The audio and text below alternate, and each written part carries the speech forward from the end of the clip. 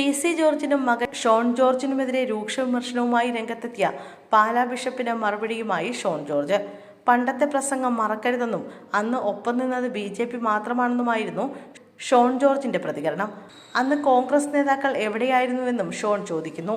Deepika പത്രത്തിനെതിരെയും Sean തന്റെ നിലപാട് ആവർത്തിച്ചു.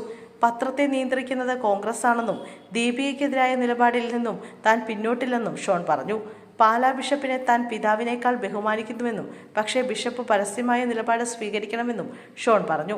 ഇന്ന് രാവിലെയാണ് പി.സി. ജോർജിനും മകൻ ഷോൺ ജോർജിനുമെതിരെ രൂക്ഷമായ ഭാഷയിൽ പ്രതികരിച്ച പാലാ ബിഷപ്പ് മാർ ജോസഫ് കല്ലറങ്ങാട്ടെത്തിയത്.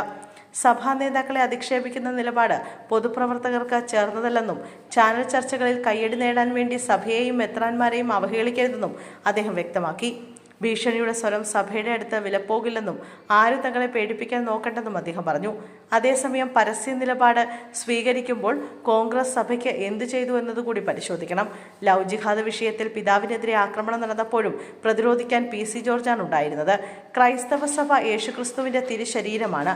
അതിൽ പുഴുക്കുത്തുകൾ ഉണ്ടായാൽ അതിനെ എതിർക്കാൻ പിതാക്കന്മാരെ പോലെ തന്നെ തനിക്കും ബാധ്യതയുണ്ട്. ദീപിക കോൺഗ്രസിന്റെയും കെ.സി. വേണുഗോപാലിന്റെയും നിയന്ത്രണത്തിലാണെന്നാണ് ഷോൺ ജോർജിന്റെ ആരോപണം.